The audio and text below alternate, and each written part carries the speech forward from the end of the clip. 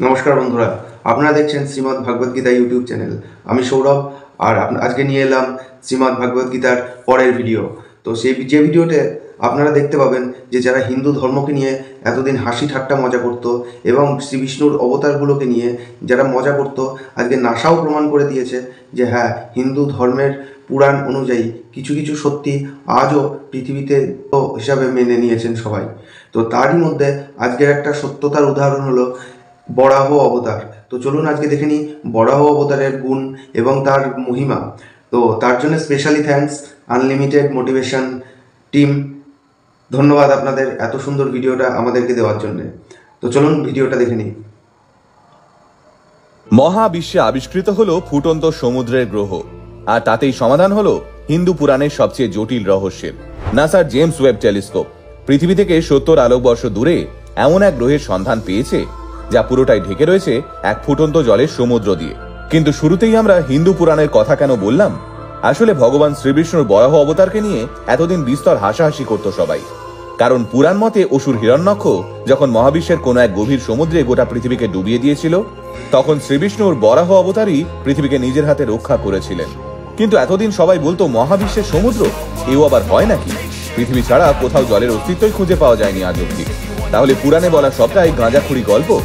কিন্তু আজ থেকে কয়েক হাজার বছর আগে লেখা পুরাণের সেই গল্প কথাই 2024 সালে দাঁড়িয়ে সত্যি প্রমাণিত হলো। এবার নাসা জানিয়ে দিল মহাবিশ্বে সত্যি সত্যি এমন এক ফুটন্ত জলের গ্রহ রয়েছে যার ব্যাসার্ধ পৃথিবীর ব্যাসার্ধের প্রায় দ্বিগুণ। এবার আপনাদের নিশ্চয়ই পুরাণের সেই কাহিনীটি জানতে ইচ্ছে করছে, তাই তো? তাহলে চলুন সবার আগে সেটাই জেনে নিই। হিরণ্যক্ষ এবং হিরণ্যকশিপু অসুর সাম্রাজ্যের এই দুই ভাই ছিলেন ভগবান ব্রহ্মায় চরম ভক্ত। তবে হিরণ্যক্ষের ব্রহ্মাভক্তি ছিল দেখবার মতো। হিরণ্যক্ষের প্রার্থনায় খুশি হয়ে ভগবান ব্রহ্মা তাকে একটা বর দেন। সেই বর অনুযায়ী কোন ঐশ্বরিক কিংবা নশ্বর সত্তা হিরণ্যক্ষকে মারতে পারবে না। এই বর পাওয়ার পরেই শুরু হয় হিরণ্যক্ষের তাণ্ডব। সে একের পর এক দেবতার উপর আক্রমণ করা শুরু করে। এমনকি ইন্দ্রদেবের রাজপ্রাসাদেও আঘাত হানে হিরণ্যক্ষ। সেই সময় সকল দেবতারা নিজের প্রাণ বাঁচাতে স্বর্গলোক ছেড়ে পৃথিবীতে এসে লুকোনো শুরু করে। হিরণ্যক্ষের কানে সেই খবর পৌঁছতেই সে গোটা পৃথিবীকে লুকিয়ে রেখে আসে মহাবিশ্বে ভেসে থাকা কোনো এক অতল সমুদ্রে, যাতে এই পৃথিবীতে লুকিয়ে থাকা সমস্ত দেবতা এবং সাধারণ মানুষ ওখানেই আটকা পড়ে যান। এদিকে পৃথিবী নিজের প্রবল ভারে ক্রমশ সেই অতল সমুদ্রে ডুবতে শুরু করে। পৃথিবীর এহেন দুরবস্থার খবর পৌঁছয় বিশ্রামরত শ্রী বিষ্ণুর কাছে, আর তারপরেই জন্ম নেয় শ্রী বিষ্ণুর তৃতীয় অবতার। অর্ধেক মানুষ এবং অর্ধেক বরাহের মতো দেখতে সেই অবতারই হিন্দু পুরাণ মতে বরাহ অবতার রূপে প্রসিদ্ধ। তারপর শ্রীবিষ্ণুর এই বরাহ অবতারের সঙ্গে প্রবল যুদ্ধ হয় হিরণ্যক্ষের। বলা হয় এই যুদ্ধ নাকি প্রায় 1000 বছর ধরে চলেছিল, কিন্তু সেই যুদ্ধ হয়েছিল প্যারালাল ইউনিভার্সে। ফলে ওখানে 1000 বছর সময় পেরোলেও আমাদের ইউনিভার্সে খুব কম সময়ই পেরিয়েছিল।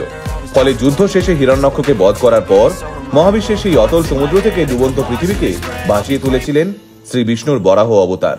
কিন্তু এতদিন অব্দি বরাহ অবতারের এই কাহিনী নিয়ে খুব হাসাহাসি এবং ঠাট্টা তামাশা করতো অনেকেই, কারণ আজ তো পৃথিবীকে ডুবিয়ে দিতে পারে এমন কোন সমুদ্রের অস্তিত্বই খুঁজে পায়নি আধুনিক বিজ্ঞান। ফলে বরাহ অবতারের এই গল্পটাকে অনেকেই মন গড়া বলে উড়িয়ে দিত। কিন্তু এবছরই মার্চ মাসে নাসার জেমস ওয়েব টেলিস্কোপে ধরা পড়েছে সেই সামুদ্রিক গ্রহের অস্তিত্ব। গ্রহ বা এক্সপোনেন্টটির নাম দেওয়া হয়েছে TOI 270d, যেখানে রয়েছে হাইড্রোজেন সমৃদ্ধ বায়ুমণ্ডল। আর সবচেয়ে চিত্তাকর্ষক বিষয় হলো এই গ্রহটি জুড়ে বিস্তৃত রয়েছে এক গভীর সমুদ্র। যদি তর্কের খাতিরে ধরেও নেওয়া যায় বরাহ অবতারের কাহিনীতে মন গড়া, তাহলেও আজ থেকে কয়েক হাজার বছর আগে হিন্দু পুরাণে বলা এই সামুদ্রিক গ্রহটির অস্তিত্বের কথা কিভাবে অস্বীকার করবেন? সে সময় না ছিল কোনো কোটি টাকা দামের টেলিস্কোপ, না ছিল আধুনিক এসব যন্ত্রপাতি। তবুও প্যারালাল ইউনিভার্স থেকে টাইম ট্রাভেল, ব্ল্যাক হোল থেকে শুরু করে মহাবিশ্বের সমুদ্রের অস্তিত্ব, এই সবকিছুরই বর্ণনা রয়েছে প্রাচীন হিন্দু পুরাণের বিভিন্ন কাহিনীতে। সময় যত পেরোচ্ছে, বিজ্ঞান যত এগোচ্ছে, ততই সেই তথ্যগুলো এক এক করে সত্যি প্রমাণিত হচ্ছে। তবে এই ভিডিওটা কিন্তু আমরা কোন ধর্ম কতটা এগিয়ে সেইটা বোঝানোর জন্য বানাইনি। আমাদের এই ভিডিওটার আসল উদ্দেশ্য হলো প্রাচীন সেই সব পণ্ডিত এবং মহাজ্ঞানীদের শ্রদ্ধা জানানো, যারা খালি হাতে আর খালি চোখে এমন কিছু জিনিস আবিষ্কার করে গেছেন যা আধুনিক বিজ্ঞানকেও মাঝে মধ্যে অবাক করে দেয়। সকলে ভালো থাকবেন, সুস্থ থাকবেন। এমন আরো ইন্টারেস্টিং ভিডিও দেখতে আজই ফলো করুন আমাদের পেজ আল্টিমেট মোটিভেশন। তো ধন্যবাদ বন্ধুরা, দেখলেন যে আনলিমিটেড মোটিভেশনের পক্ষ থেকে কত সুন্দর করে ভিডিওটি উপস্থাপনা করেছে। তারপরেও কিছু কিছু সনাতনীরা আছে যারা সনাতন ধর্মকে নিয়ে হাসি ঠাট্টা মজা করে। তাদের উদ্দেশ্যে এই ভিডিওটা হয়তো উনি বানিয়েছেন। তো thank you so much unlimited motivation team এবং আনলিমিটেড মোটিভেশন ফাউন্ডার। ভিডিওটা ভালো লাগলে অবশ্যই একটা লাইক করবেন এবং নিচে লিখে যাবেন হর হর মহাদেব। ধন্যবাদ।